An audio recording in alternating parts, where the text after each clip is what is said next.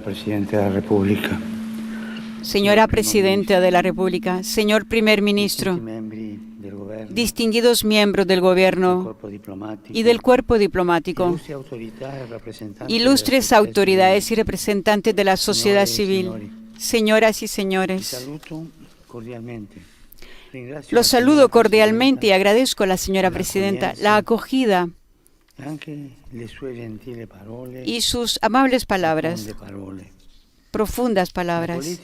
La política nace de la ciudad, de la polis, de la pasión concreta por vivir juntos, garantizando derechos y respetando deberes.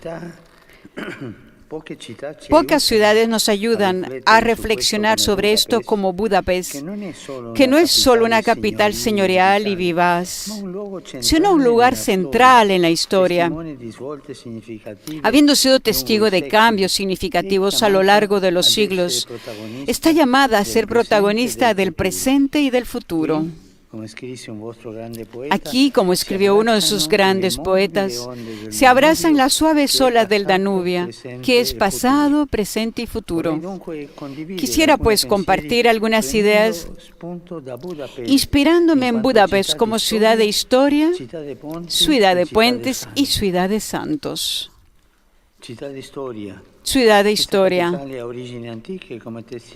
Esta capital tiene orígenes antiguos, como atestiguan los restos de época céltica y romana. Sin embargo, su esplendor nos lleva a la modernidad. Cuando fue capital del Imperio Austrohúngaro durante el periodo de paz conocido como la Belle Époque, que se extendió desde los años de su fundación hasta la Primera Guerra Mundial. Nacida en tiempos de paz, ha conocido conflictos dolorosos, no solo invasiones de tiempos lejanos, sino en el siglo pasado violencia y opresión provocadas por las dictaduras nazista y comunista. ¿Cómo olvidar el año 1956? Y durante la Segunda Guerra Mundial, la deportación de cientos de miles de habitantes, con el resto de la población de origen judío, encerrada en el gueto y sometida a numerosas atrocidades. En este contexto hubo muchos justos valientes. Pienso en el nuncio Angelo Rota, por ejemplo. Mucha resiliencia y un gran esfuerzo en la reconstrucción. De modo que hoy Budapest es una de las ciudades europeas con el mayor porcentaje de población judía, centro de un país que conoce el valor de la libertad y que después de haber pagado un alto precio a las dictaduras, lleva en sí la misión de custodiar el tesoro de la democracia y el sueño de la paz. A este respecto, quisiera volver sobre la fundación de Budapest, que este año se celebra solemnemente. De hecho, se fundó hace 150 años, en 1873, con la unión de tres ciudades, Buda y Óbuda, al oeste del Danubio, y Pest, situada en la costa contraria. El nacimiento de esta gran capital en el corazón del continente evoca el camino unitario emprendido por Europa, en la que Hungría encuentra el propio cauce vital. En la posguerra, Europa representó, junto con las Naciones Unidas, la gran esperanza con el objetivo común de que un lazo más estrecho entre las naciones previniera conflictos ulteriores. Aún así, en el mundo en que vivimos no ha sido así, por desgracia. La pasión por la política comunitaria y por la multilateralidad parece un bonito recuerdo del pasado. Parece que asistiéramos al triste ocaso del sueño coral de paz, mientras los solistas de la guerra se imponen. En general parece que se hubiera disuelto en los ánimos el entusiasmo de edificar una comunidad de naciones pacífica y estable, delimitando las zonas, acentuando las diferencias, volviendo a rugir los nacionalismos y exasperándose los juicios y los tonos hacia los demás. Parece incluso que la política a nivel internacional tuviera como efecto enardecer los ánimos más que resolver problemas. olvidando la madurez que alcanzó después de los horrores de la guerra y retrocediendo a una especie de infantilismo bélico.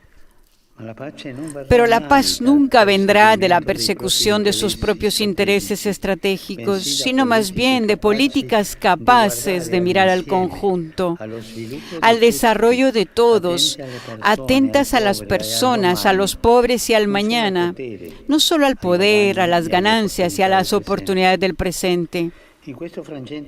En este momento histórico, Europa es fundamental, porque ella, gracias a su historia, representa la memoria de la humanidad y por tanto está llamada a desempeñar el rol que le corresponde, el de unir a los alejados, acoger a los pueblos en su seno y no dejar que nadie permanezca para siempre como enemigo. Por tanto, es esencial volver a encontrar el alma europea. El entusiasmo y el sueño de los padres fundadores estadistas que supieron mirar más allá del propio tiempo, de las fronteras nacionales y las necesidades inmediatas, generando diplomacias capaces de recomponer la unidad en vez de agrandar las divisiones. Pienso cuando De Gasperi, en una mesa redonda, donde también participaron Schuman y Adenauer, dijo: es por ella misma, no por oposición a otros, que nosotros preconizamos la Europa unida. Trabajamos para la unidad, no por la división. Y también en lo que dijo Schuman, la contribución que una Europa organizada y viva puede aportar a la civilización es indispensable para el mantenimiento de unas relaciones pacíficas. En cuanto a palabras memorables, la paz mundial no puede salvaguardarse sin unos esfuerzos creadores equiparables a los peligros que la amenazan. En esta etapa histórica los peligros son muchos, pero me pregunto, pensando también en la martirizada Ucrania, ¿dónde están los esfuerzos creadores de paz? ¿Dónde están? Budapest es ciudad de puentes.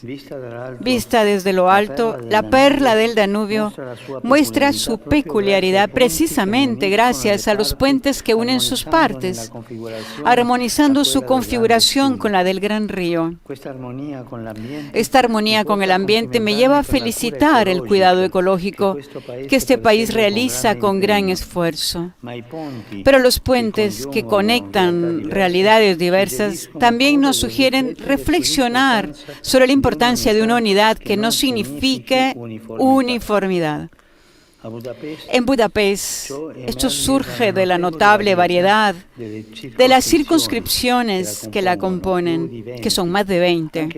También Europa, de los 27, construida para crear puentes entre las naciones, necesita del aporte de todos, sin disminuir la singularidad de ninguno.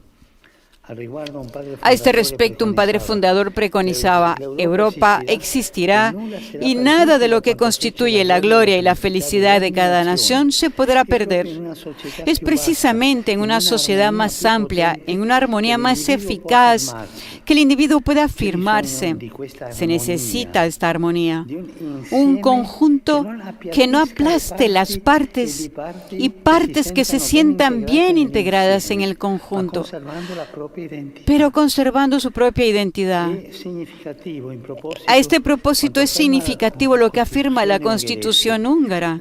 La libertad individual solo puede desarrollarse en la colaboración con los demás. Y continúa: consideramos que nuestra cultura nacional es un aporte valioso a la multicolor unidad europea.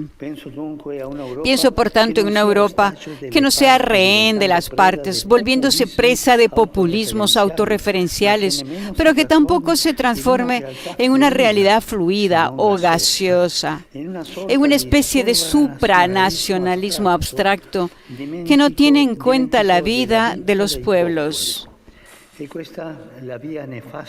Este es el camino nefasto de las colonizaciones ideológicas que eliminan las diferencias, como en el caso de la denominada cultura de la ideología de género, o anteponen a la realidad de la vida conceptos reductivos de libertad, por ejemplo, presumiendo como conquista un insensato derecho al aborto, que es siempre una trágica derrota.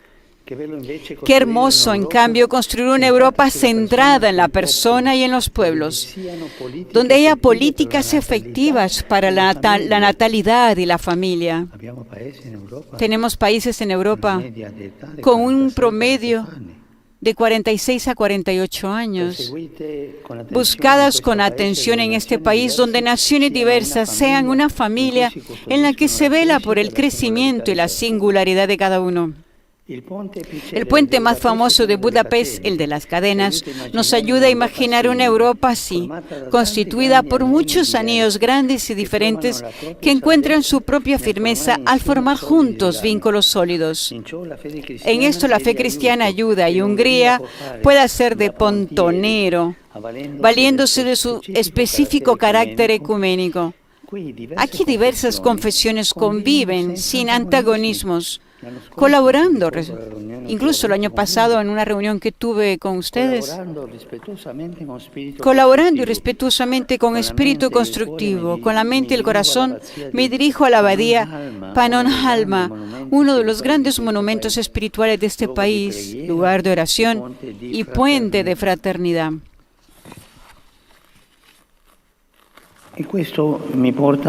Esto me lleva a considerar el último aspecto. Budapest, ciudad de santos.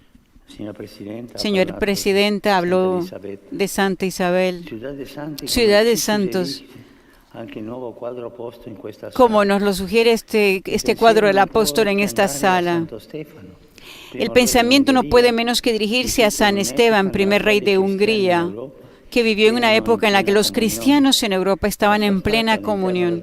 Su estatua en el interior del castillo de Buda sobresale y protege la ciudad, mientras que la basílica dedicada a él en el corazón de la capital es, junto con la de Esztergom, el edificio religioso más imponente del país. Por tanto, la historia húngara nace marcada por la santidad, y no solo de un rey, sino de toda una familia.